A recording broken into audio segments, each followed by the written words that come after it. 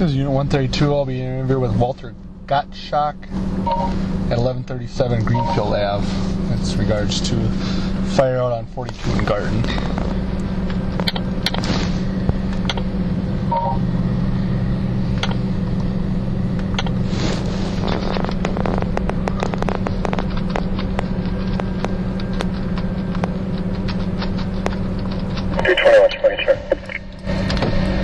ahead.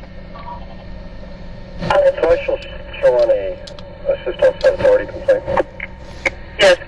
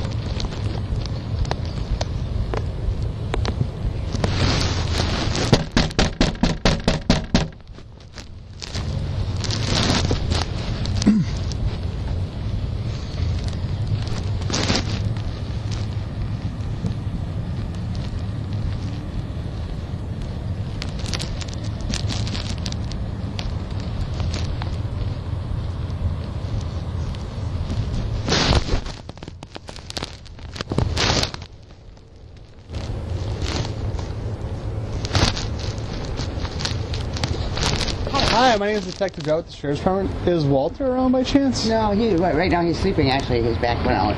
Okay. Did you live with him when he used to live over at Garden? Yeah, come in and talk to you guys a couple minutes about your old place. Obviously, you know there was a fire there.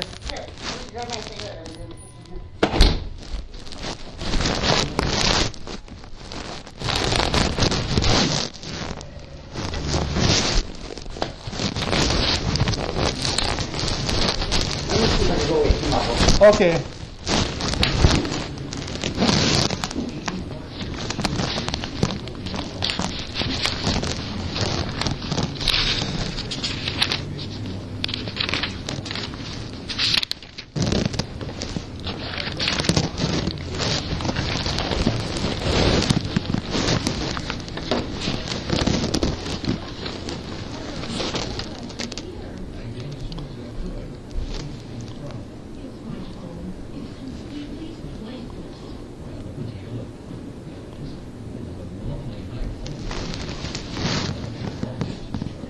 How long have you guys been living here then?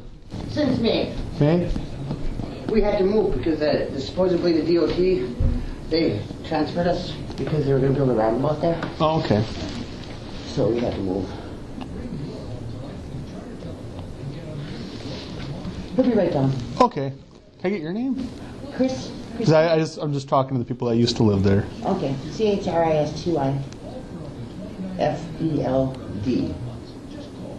What is it? CHRIS. It's Christy, right? Mm-hmm. T-Y. Yep, and your middle initial? J. J, and the same last name? No. What's your last name? F-E-L-D. Your birthday? 3/16/61. Okay. And you guys have been here since May. Mm-hmm. Do you have a home number here? We just both have cell phones. Okay. Can I get your number in case I My have to number call is you? 946 Yep. 8234. Before. Do you know what his is? 889 7777. Oh. And it's Walter. Yep. I got Walter's information. Okay. His birthday is Memorial. It was Memorial Day this year, but it won't be next year. 54. What is that? January, February, March, April, May 31st, is it? Or 30th? I don't remember. 54, I know that. Why? Yeah. Is your birthday the 30th or 31st? I'm laying down, my back's been out all day. Yeah, it happens when you get old, right? Well, she wanted that speaker, I moved away from that speaker first thing in the morning, picked up the speaker, and called my chiropractor, he's not in. So, I kind of know what they're here for. Yeah, the reason Car I got for sale? No. I'm just kidding you. We do have one. Well, you know, you never know. I see you had some cars out there. No, when I did a check on who lived at the house, I just saw that you were the last one that lived there. Yeah, I've been getting calls from all my friends that said, your house burned down, you know, and actually, you guys probably know more than I do about it. We were in Union Grove, my son drag races on Sunday, and somebody called us and said, hey, did the house start on fire? We're like, huh? What? Well, how are they saying it started on fire? You know, I mean, is it arson or? Well, we'll get to that in a little bit here. Okay. Can I get a drink real quick? Sure. I have to turn my potatoes down, too. Excuse me for a minute. You got some ibuprofen somewhere? Back is really sore. You like a soda? Nope, I'm fine, thanks.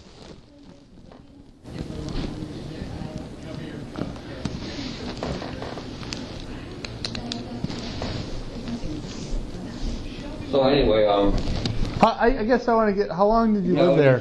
You do the talking. I'll do the listening for right now. How long ago did you move there? 2003, I believe. So you lived there for a while. Yeah. And you lived. Yours was the lower one, right? And let me make sure I got your information here. It's Walter J. Gottschalk. Yeah. 52654. 28, 1062. And you're 54? Mm-hmm. Lord, I'm just groggy yet. Okay. So you lived in the lower apartment. Yeah. And then how long? Now, why did you end up moving out? Well, they said they're putting a roundabout there, and we got a 90-day notice to get out of there. And Who gave you a 90-day notice? DOT. DOT gave you a notice? And, you know, I understood. I mean, what can you do? Does smoke bother you? No. So you moved out, what, in May? Or End of April. End of April? Yeah. No, smoke right there.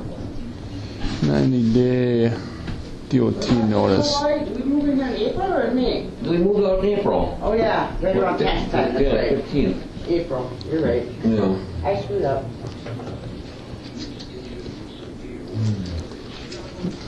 I drove by it. I mean, it looks bad, but I mean, you know, I'll tell you what, I wouldn't have done it. It's not worth it. I mean, you can get a lot of trouble for that, can't you? What's that? You can get a lot of trouble for doing shit like that. Yeah, you can get in trouble. We're just trying to figure out what happened right now. So you guys moved out around April? He kicked us out. I didn't tell him that part. He was mad. Well, why don't you tell me that part? Because you said DOT. Because I don't. Was involved. I know they're involved, but I don't. Let me tell the story so it doesn't get fabricated and you figure out what it was. Corey. Who's Corey Ardell? Yeah. Is that who? Now that's who owns the place, right? Yeah. He just doesn't get told him that I say all this, does it? What's that? Just No, doesn't get- like I said, whatever. I guess. You don't see no statements or nothing like that?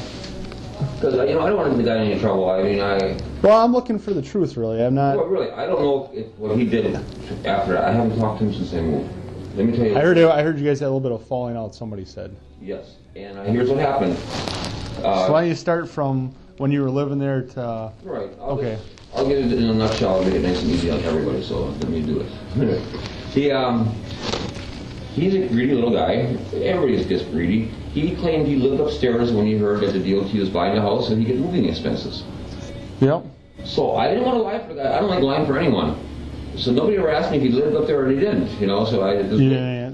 I was waiting for somebody to ask me that, but nobody asked me that. Who was he? Let me tell the story. Huh? Okay, go ahead. Okay, so nobody ever asked me, so okay, whatever you want to do for you. Well, he's an idiot. He's a young kid. He didn't put the gas or the electric in his name. It was in the tenants upstairs names. Right? So that right there brings him a red flag to the DOT, because when the DOT moves you, they check on your moving expenses. They call the electric company, the gas company, and see how much you're paying for your utilities. Well, now, they said to him, well, how come they're in somebody else's names? He goes, well, that's a roommate I used to have. Now, if you're a homeowner, would you ever put a roommate's name on your own house for the utilities? No.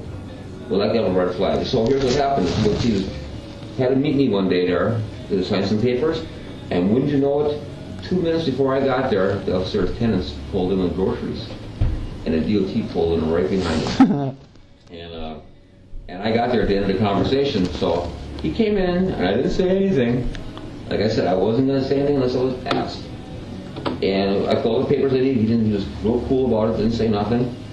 He went out the door, walked up to the front of the house. It was during lunch, my lunch hour. I had to get back to work, but he was a slick guy, because I couldn't get out of there before he got back around by me, you know. And he goes, Walter, what's going on here? I go, well, what do you mean? He goes, I saw guys coming groceries up there, and I inquired, what are they doing? Who are they, you know? And they said they lived up there. Now, Corey was an idiot. He should have said that they were roommates, but he never told them to say that. Because anytime they'd be around, he'd kick them out of the house. So, Walter, what's going on? I don't want to lie for no one. I said, well, Corey stays there sometime. I just, that's like clear about lying, you know? He goes, I talked to these guys. They said there are tenants up there. Why didn't Corey say we had tenants up there? I said, you don't want to know something? I said, I don't like getting involved in this. Corey's a very vicious guy. He's very angry. He gets moody. He's capable of doing anything. See, I don't hate saying all this.